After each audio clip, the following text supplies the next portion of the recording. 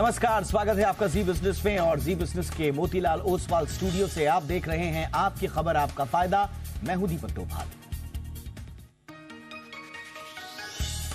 मुंबई की एक खबर तेजी से वायरल हुई। हुआ ये कि अंधेरी की रहने वाली एक महिला ने 17,500 का फेशियल और मसाज कराया, जिसके बाद उसके चेहरे की स्किन बुरी तरह से झुलस गई। मामला इतना गंभीर है कि पुलिस ने आरोपी सैलून के खिलाफ एफआईआर दर्ज कर ली है। और सिर्फ यही मामला नहीं है, मुंबई पुलिस ने हाल ही में नकली ब्यूटी प्रोडक्ट्स बनाने वाली एक फैक्ट्री का भांडाफोड़ किया। पुलिस ने इस फैक्ट्री से नामी ब्रांड्स के करीब 1.5 करोड़ के नकली प्रोडक्ट्स को जब्त किया। क्रिसिल की रिपोर्ट बताती है कि देश के कंज्यूमर के हाथ में पहुंचने वाला 25 से 30% सामान नकली होता है। ऐसे में आज हम असली के नाम पर नकली के मकड़जाल को समझने की कोशिश करेंगे और जानेंगे कि आखिर खूबसूरती के नाम पर नकली माल के इस कारोबार से कैसे मिलेगी मुक्ति। सबसे पहले रिपोर्ट लौट रहे हैं खास मेहमानों के साथ।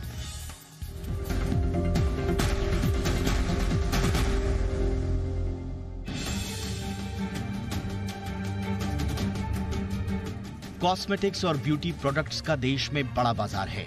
ये इंडस्ट्री पूरी तरह से ब्रांड आधारित है। आमतौर पर ब्रांडेड प्रोडक्ट्स महंगे भी होते हैं। इसी का फायदा उठाकर नक्काल नामचीन कॉस्मेटिक्स और ब्यूटी प्रोडक्ट्स के नकली उत्पादों को बाजार में बेचने का काम करते हैं। ये नकली प्रोडक्ट बेहद घटिया और सस्ते होते हैं और इनकी छोटे शहरों में खूब डिमांड होती है। दरअसल मुंबई पुलिस की क्राइम ब्रांच ने नकली ब्यूटी प्रोडक्ट बनाने वाली एक ऐसी ही फैक्ट्री का भंडाफोड़ कर करीब 1 करोड़ 40 लाख के नकली उत्पादों को जब्त किया। इस फैक्ट्री में ब्रांडेड कंपनियों के नकली ब्यूटी प्रोडक्ट्स बनते थे। इसके खतरे की बात करें तो मुंबई के अंधेरी इलाके की एक महिला को नकली कॉस्मेटिक उत्पाद का इस्तेमाल करना महंगा पड़ गया। महिला ने आरोप लगाया है कि नकली कॉस्मेटिक उत्पाद का इस्तेमाल करने से उसका चेहरा खराब हो गया। पीड़ित महिला ने एक ब्यूटी सैलून के खिलाफ बाकायदा इस मामले में शिकायत भी दर्ज कराई है। खास तौर से मेकअप प्रोडक्ट में मरकरी, लेड, निकल, कोबाल्ट वगैरह खतरनाक तत्व होते हैं जिनसे स्किन बर्न होने का खतरा होता है। इसमें इस्तेमाल होने वाले केमिकल्स स्किन के साथ साथ दूसरी कई तरह की बीमारियों की वजह भी बन सकते हैं। नकली काजल के इस्तेमाल से आंखों में इन्फेक्शन होने का खतरा होता है। नकली लिपस्टिक से होठों के काले पड़ने और सूजन का डर रहता है। वहीं नकली फेस क्रीम से कील मुहासे, पिंपल, दाग, धब्बे की समस्याएं शुरू हो सकती हैं। आमतौर पर फेयरनेस क्रीम से जुड़े नकली प्रोडक्ट्स में पारे की मात्रा अधिक होती है। तय मानकों से ज्यादा पारे के इस्तेमाल से नर्वस सिस्टम, पाचन तंत्र, किडनी, लिवर, फेफड़ों पर भी बुरा असर पड़ता है। असली नकली ब्यूटी प्रोडक्ट की पहचान इसलिए बहुत जरूरी हो जाती है। दरअसल हर ब्रांड की अपनी एक अलग पहचान होती है। खासतौर से रंग और लिखावट की स्टाइल के साथ पैकिंग के तरीके को बारीकी से गौर किया जाए तो अंतर पकड़ में आ सकता है। कई बार नकली उत्पाद बेचने वाले ब्रांडेड प्रोडक्ट्स के नाम में मामूली बदलाव कर देते हैं जो एक बार ही देखने में बिल्कुल पकड़ में नहीं आते, लेकिन इन प्रोडक्ट्स की क्वालिटी दोयम दर्जे की होती है। क्रिसिल की एक रिपोर्ट के मुताबिक देश में बिकने वाले ऐसे तकरीबन 25 से 30% प्रोडक्ट्स नकली होते हैं। पैसों की बात करें तो यह आंकड़ा करीब 2.5 लाख करोड़ से ज्यादा का है। अगर अलग अलग सेक्टर्स की बात करें तो 31% के साथ नकली उत्पादों के मामले में कपड़ों का सेगमेंट सबसे पहले नंबर पर आता है। इसके बाद 28% के साथ एफएमसीजी और 25% के साथ ऑटोमोटिव का नंबर आता है। इनमें फार्मास्यूटिकल्स 20%, कंज्यूमर ड्यूरेबल्स 17% और एग्रो केमिकल्स के 16% सामान नकली बिकते हैं। दरअसल भारत में के आंकड़े के मुताबिक मौजूदा कॉस्मेटिक्स और ब्यूटी प्रोडक्ट का बाजार करीब $6.25 अरब का है। इतने बड़े बाजार में नकली प्रोडक्ट बड़े पैमाने पर सेंध लगाने का काम कर रहे हैं। ऐसे में अपनी सेहत को प्राथमिकता दें, सस्ते को नहीं। सही दुकान से जांच परख कर ही कोई ब्यूटी प्रोडक्ट या कॉस्मेटिक उत्पाद खरीदें ताकि ब्यूटी के नाम पर आपकी सेहत से खिलवाड़ न हो पाए। ब्यूरो रिपोर्ट, जी मीडिया। बहुत खास मेहमान इस वक्त हमारे साथ हैं। महेश झगड़े साहब हमारे साथ हैं, जो कि पूर्व एफडीए कमिश्नर हैं महाराष्ट्र के। बहुत बहुत स्वागत है महेश सर आपका हमारे शो पर। हमारे साथ हैं doctor Deepali Bhardwaj, senior dermatologist हैं। डॉक्टर दीपाली आपका भी बहुत बहुत स्वागत है। और हमारे साथ हैं मीनाक्षी दत्त, जानी मानी ब्यूटिशियन हैं। मीनाक्षी जी आपका भी बहुत बहुत स्वागत है। डॉक्टर दीपाली, मैं ये मुंबई की जो अंधेरी से घटना सामने आई है उसी से चर्चा की शुरुआत आपसे करना चाहूंगा। बताया जा रहा है कि इस महिला ने हाइड्रा फेशियल ट्रीटमेंट कराया था और इसकी वजह से अब डॉक्टर्स ये बता रहे हैं कि इस महिला के चेहरे पर परमानेंट डैमेज हो गया है। क्या आप इसके पीछे का कारण मानती हैं मैम? ये लापरवाही है या नकली कॉस्मेटिक्स का मामला है? इसके पीछे के मूल कारण आप क्या मानती हैं? इसके मूल कारण बहुत सारे हैं और सबसे पहला ऑफ कोर्स लापरवाही है। दूसरा हो सकता है कि जो प्रोडक्ट यूज़ किया है उसकी क्वालिटी अच्छी नहीं है। तीसरा जो टेक्नीशियन है करने वाला उसको अपना काम नहीं आता था, उसने बहुत डीप किया। चौथा जो पेशेंट है क्या पता उसने कुछ छुपाया हो क्योंकि हमें उसके बारे में नहीं पता, उसने उसी दिन सुबह या एक दिन पहले भी यही ट्रीटमेंट किया हो, तो हो सकता है उसकी वजह से स्किन सेंसिटिव हो गई हो। ये भी काफ़ी कॉमनली देखा जाता है महिलाओं में। जी, ये कहा यह जाता है कि ये जो खास किस्म का ट्रीटमेंट है ये एक हाइड्रा फेशियल एस्थेटिशियन जो प्रमाणित हो वही कर सकती है, क्या ऐसा कुछ होता है मैम? जी बिल्कुल होता है और सॉरी इसमें एक पुलिस वाले सर भी हैं आपने बताया, और मैं उनसे आपके चैनल के द्वारा दरखास्त करूंगी कि हमारी सरकार को आज की डेट में तट पे रहना चाहिए, क्योंकि एक इकलौता हमारा देश है जिसमें हेयर ट्रांसप्लांट से डेथ रिपोर्ट हो चुकी है, हाइड्रा फेशियल है जिससे इस तरह की चीज आज रिपोर्ट हो रही है, जो बहुत ही शर्मिंदगी की बात है। और उसका रीजन है कि हमारे देश में क्वैकरी को कंट्रोल नहीं किया जाता। छोटे छोटे ब्यूटी पार्लर्स में हाइड्रा फेशियल होता है, चाइनीज मशीन से हाइड्रा फेशियल होता है जिसमें पुअर क्वालिटी मटेरियल्स यूज होते हैं। इस तरह के केसेस में पहले भी देख चुकी हूं। और सबसे दुख की बात यह है कि हाइड्रा फेशियल एक कंपनी का नाम है, जैसे आप समझ लीजिए बर्गर किंग, मैकडॉनल्ड या लुई विटॉन। हाइड्रा फेशियल कोई फेशियल का नाम नहीं है, कंपनी का नाम है जिसको पॉपुलर किया गया है। वो कंपनी से बर्न्स हो ही नहीं सकते। 99% इसके अंदर कुछ और प्रोडक्ट्स यूज किए हैं, कोई चाइनीज मशीन यूज करी गई है और लो ग्रेड प्रोडक्ट्स यूज करे गए हैं, जिसकी वजह से स्किन ज्यादा एक्सफोलिएट, केमिकल बर्न्स और पिगमेंटेशन आ गया है लेडी को। और ये महिला को रह सकता है अगले 3 से 5 साल तक, अगर ठीक ट्रीटमेंट यूज करे तो शायद 2 से 3 साल में ठीक भी हो जाए। बट डॉक्टर, काफी पैसा खर्चना पड़ेगा। बट मैम डॉक्टर कह रहे हैं कि महिला के चेहरे पर परमानेंट डैमेज हो गया है। अब वो डॉक्टर टू डॉक्टर डिपेंड करेगा, मेरे सामने केस नहीं है, मगर काले को गोरा और बर्न्स को ठीक करना ही डर्मेटोलॉजिस्ट की आर्ट होती है। अगर एक अच्छे डॉक्टर को दिखाएंगे तो गॉड विलिंग। देखिए, नुकसान आंशिक हो या नुकसान परमानेंट हो या टेम्परेरी हो, बात ये नहीं है, नुकसान है और ये बड़ा नुकसान है। महेश सर, ये जैसा कि मैम बता भी रही हैं कि इससे पहले भी ऐसा हो चुका है। मुंबई पुलिस ने अभी नकली कॉस्मेटिक्स के सामान का पूरा भंडाफोड़ किया है। ये कहां चूक हो रही है सर? हमारा निगरानी तंत्र में कोई कमी आ जा रही है जिसकी वजह से दुकान सैलून ये नकली प्रोडक्ट्स पहुंच चुके हैं? ये क्या कारण आप इसका मानते हैं सर? दीपक, इसमें ऐसा है कि 2 चीजें हैं। एक तो सामाजिक जो जरूरतें हैं वो कॉस्मेटिक की जरूरत है क्या नहीं है, यहाँ से शुरुआत करनी चाहिए। और जरूरत नहीं है तो वो क्यों यूज करें, लेकिन वो थोड़ा सा बाजू में रखेंगे। अभी हम जो कॉस्मेटिक्स की बात कर रहे हैं उसमें 5 चीजें होती है। एक तो स्पूरियस होता है, मिस ब्रांडेड होता है और एक्सपायर्ड होता है, या उसी में जो सही है लेकिन वो भी गलत है। और आखिरी चीज मैं बोलता हूँ कि जिसको यहाँ पे ब्यूटी पार्लर में वही के वही बनाया जाता है। ऐसे 5 चीजों में एक कॉस्मेटिक्स बनता है। अभी जो रेगुलेटेड है वो ब्रांडेड जो हम जिसकी बात कर रहे हैं उसमें स्पूरियस और उसमें मिस ब्रांडेड होता है। अभी स्पूरियस है नहीं, वो ऐसा है कि वो उसमें जो बनाया गया है वही गलत है, तत्व उसमें गलत है, उसमें केमिकल्स गलत है, उसकी मात्रा गलत है। और मिस ब्रांडेड है कि जो बड़ी कंपनी है उसके नाम पे और कोई तो बना रहा है।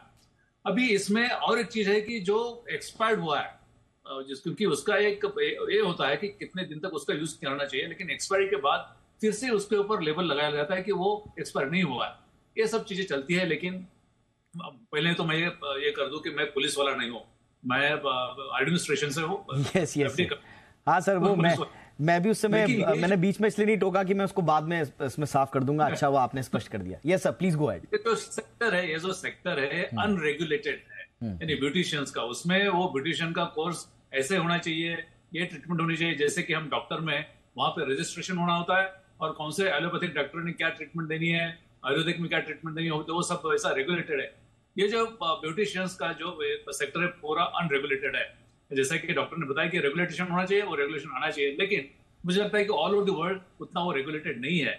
अभी इसमें होना क्या है कि जो FDA के दायरे में आता है वो ये है कि जो मिस ब्रांडेड है और ये जो स्पूरियस है उसके ऊपर कार्रवाई नहीं होती है, क्योंकि ये जो सेक्टर है हमारे, जैसे कि आपने कहा कि $6.27 बिलियन का है और वर्ल्ड में $2.51 का है, वो सेल्फ इसमें जो प्रमोट कर रहे हैं कि हमारे प्रोडक्ट से किसी को गलती से कुछ हार्म ना हो, अगर हार्म हुआ है तो प्रोडक्ट को उसको प्रॉफिटेबिलिटी कम होती जाती है, वो सेल्फ रेगुलेटेड है। लेकिन मुझे लगता है कि ये जो मार्केट है इसके गवर्नमेंट ने थोड़ा बहुत तो उसका ध्यान देना चाहिए, क्योंकि ये मार्केट बढ़ते जा रहा है। 15-16% एनुअल ग्रोथ इसमें कुछ रीजन्स में वो दिखाई देता है।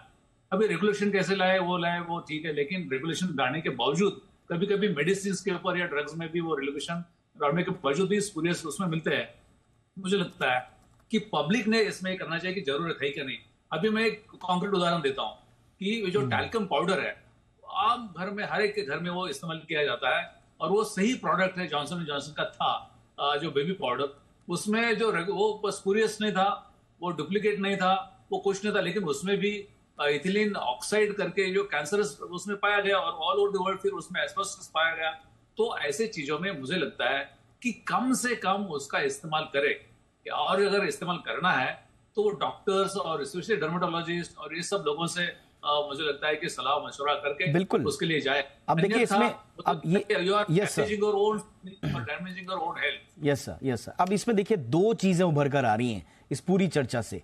इसके दो लेयर्स हैं। नंबर वन, जो हमारे प्रोफेशनल्स हैं, जो सलून में काम करने वाले लोग हैं, क्या उनको किसी तरह के दायरे में लाया जाना चाहिए? क्या उनके पास कोई प्रोफेशनल कोर्स होना चाहिए? क्या उनके पास इस तरह के फेशियल या जो भी थोड़ा सा रिस्क जोन में आते हैं उनको परफॉर्म करने के लिए किसी तरह के स्किल और लाइसेंस की आवश्यकता है? Number one. नंबर टू, इसकी जो लेयर है वो है नकली प्रोडक्ट। मीनाक्षी जी, प्रॉब्लम ये होती है कि जहां पर ये दो चीजें एक साथ जुड़ जाएं, एक तो आपका परफॉर्म करने वाला जो कर्मचारी है वो दक्ष नहीं है, और दूसरा जो प्रोडक्ट यूज हो रहे हैं वो भी दोयम दर्जे के हैं। ये डेडली कॉम्बिनेशन बन जाता है। ये कैसे, इस पर कैसे लगाम लगे?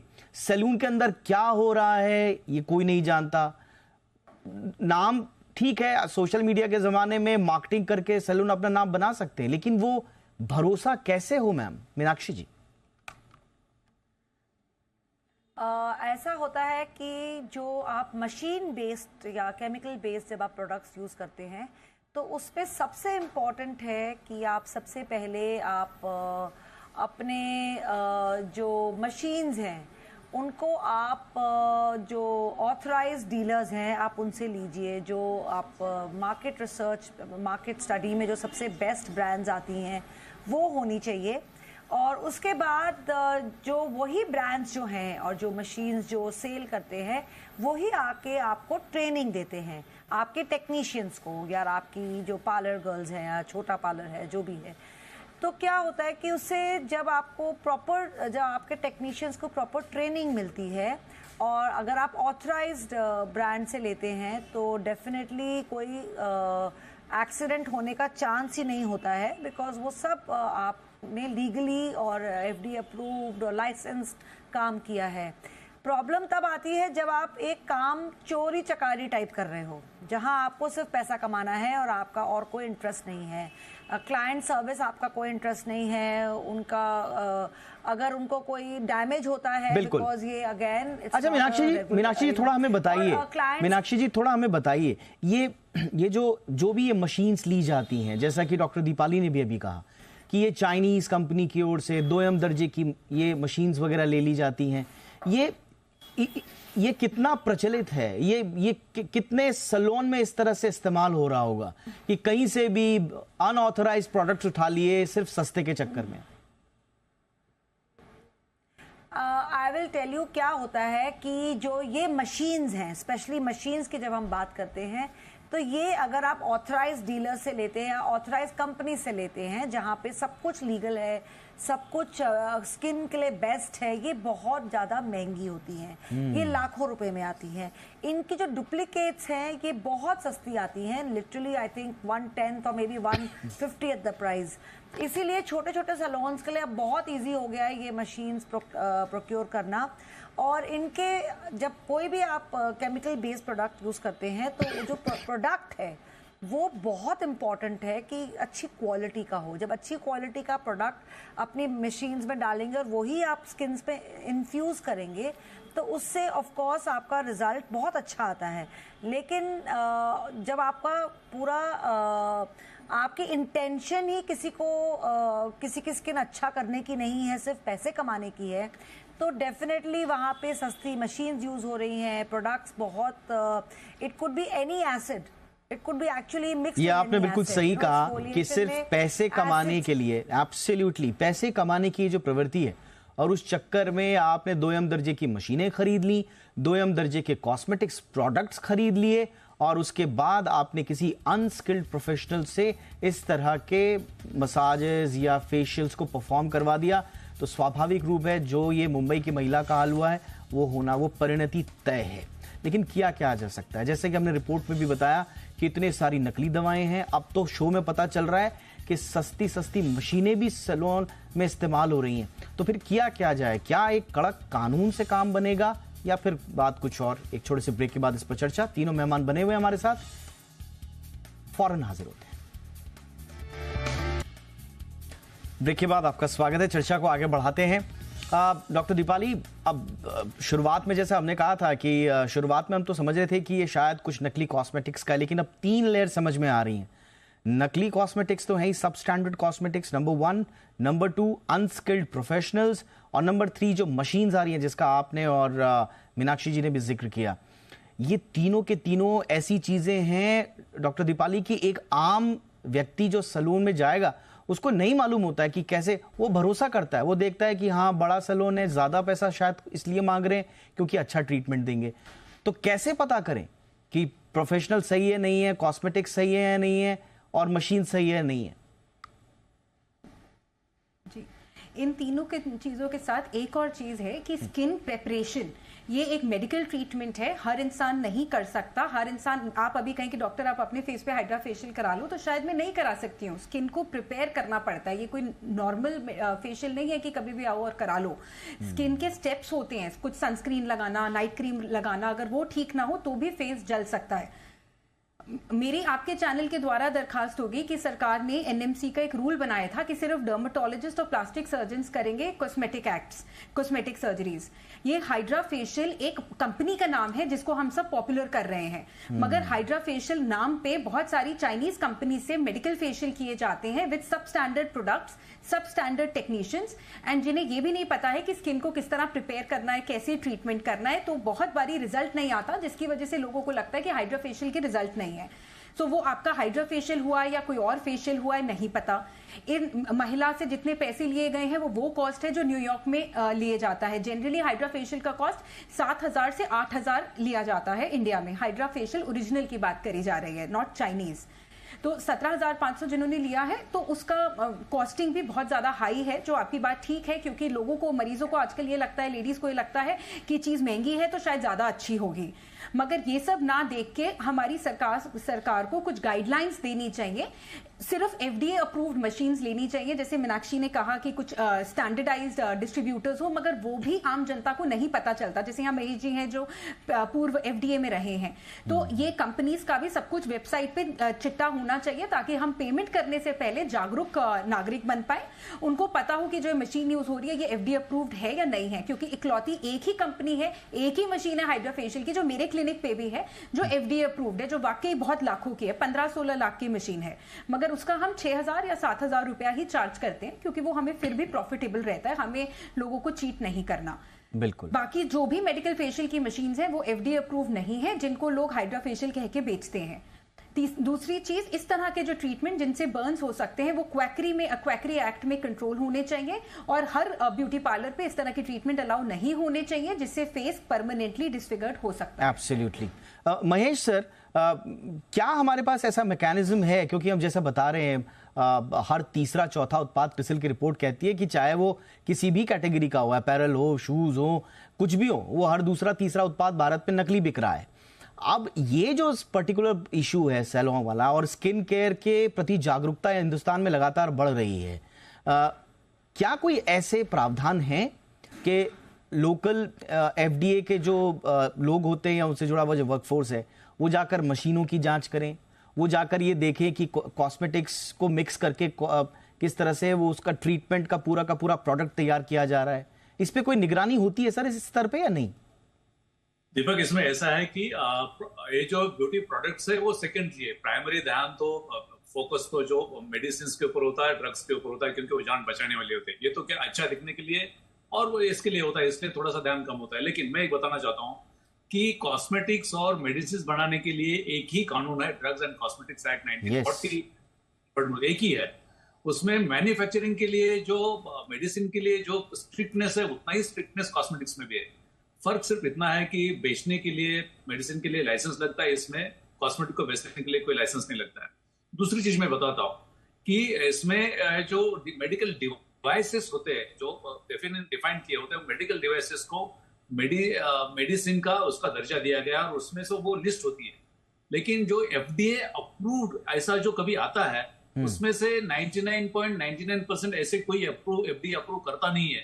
वो एडवर्टाइजमेंट सिर्फ FDA अप्रूव ऐसा होता है, वो गलत होता है। FDA ऐसे कोई भी ब्यूटी प्रोडक्ट के जो मशीन होते हैं उसको कोई अप्रूवल देता नहीं है। इसमें कुछ ऐसा नहीं होता है। तो इसलिए पब्लिक, आपके माध्यम से मैं पब्लिक को कहना चाहता हूँ कि FDA अप्रूव जो होता है, यही सेंटेंस ही गलत होता है वहां पे। क्योंकि महाराष्ट्र में क्या है, देश में FDA ऐसे ब्यूटी जो मशीन है उसमें कहीं अप्रूवल देने की, हाँ, जो डिवाइस करके जो मेडिकल डिवाइस है उसके लिए दिया जाता है जी। और एक मैं चीज आपको बताना चाहता हूँ जी कि आप इस्तेमाल करते हैं और बड़े बड़े प्रोडक्ट, समझो कि हम बोलते हैं कि अच्छे कंपनी के वाले हैं। मैं सिर्फ पब्लिक को ये बताना चाहता हूँ कि बड़ी कंपनी है, लेकिन उसके गलत जो आपने जैसे बोला कि बहुत सारे स्पूरियस बनते हैं। मैं बड़ा कंपनी नाम बोलने में कोई ये नहीं कि बॉडी शॉप करके कंपनी वर्ल्ड वाइड है। उन्होंने वो क्या, मैंने देखा था कि एक बॉम्बे के इसमें मॉल में उसका एक्सपायर्ड हुआ मटेरियल के ऊपर वो नेम चेंज कर, रेगुलर शॉप में। अभी रेगुलर शॉप में अगर वो ऑफिशियली कर रहा है तो मुझे लगता है कि ये पब्लिक ने थोड़ा सा ड्यू डिलिजेंस खुद के ऊपर ही करना चाहिए कि हम क्या खरीदते और क्या नहीं खरीदे। एब्सोल्युटली। तो ये यानी कि ये बिल्कुल, यानी कि ये चारों तरफ, ये यानी कि ये हर तरफ से जागरूकता का इश्यू है। कंज्यूमर की तरफ से भी थोड़ा सा निगरानी भी मुझे लगता है कि बढ़ाने की आवश्यकता है इस पे। मीनाक्षी जी, क्विकली कुछ टिप देना चाहेंगी? अगली बार कोई सैलून में जाए तो फिर क्या ध्यान में रखे जो इस तरह के ट्रैप पे ना आए? मैं सजेस्ट हमेशा आई फील कि क्लाइंट्स को कैटेगराइज करना चाहिए कि उनको कहाँ जाना है। सैलून में जाना है सैलून के काम करवाने के लिए। अगर आप जो रेगुलर फेशियल्स हैं, हैंड से जो होते हैं, जो चलते आ रहे हैं ट्रेडिशनली, वो आप सैलून में कराइए। अगर मशीन बेस्ड प्रोडक्ट्स हैं, फेशियल्स हैं, उसके लिए please go to good dermatologist या स्किन क्लिनिक्स, जहाँ पे वो लाइसेंस्ड डॉक्टर्स हैं, सारे टेक्नीशियंस लाइसेंस्ड हैं, उनके पास बेस्ट ऑफ मशीन्स हैं। और ऐसे ही आप अपनी स्किन ट्रीटमेंट्स के लिए किसी भी लोकल सैलून में ना जाएं तो बेटर है, बिकॉज ऐसे डिजास्टर्स नहीं तो होते रहेंगे। सैलून के काम के लिए, देखो सैलून्स बने हैं सैलून के काम के लिए, जिसमें आप वैसे जो हम अपने हाथों से ट्रेडिशनल जो they are not chemical based and they don't need doctors, उसमें सिर्फ आपको एक एक्सपीरियंस की ज़रूरत है। So clients also have to understand वो। और ये छोटे पार्लर्स में हाइड्रा फेशियल में इसलिए भी जाते हैं बिकॉज स्किन क्लिनिक्स में थोड़े महंगे होते हैं और यहाँ पे ये शायद 2, 2,5, 3 हज़ार में कर देते हैं। तो पैसे बचाने का भी एक बहुत बड़ा एक आई थिंक एक कैटेगरी है। बिकॉज हालांकि ये आपने बिल्कुल सही कहा मीनाक्षी जी कि लोग पैसे बचाने के लिए भी छोटे सैलून में चले जाते हैं, आपने सही कहा। लेकिन यहाँ पर आयरनी ये है कि जैसे डॉक्टर दीपाली ने कहा कि उनके जो प्रोफेशनल क्लिनिक में वहां पर वो सिर्फ 5-6 हज़ार ले रहे हैं। यहां पर जिस महिला के साथ ये दुर्घटना हुई उसने 17,500 दिए थे। तो ये ऐसा इशू है जिसमें बहुत ज्यादा आपको एहतियात बरतने की आवश्यकता है।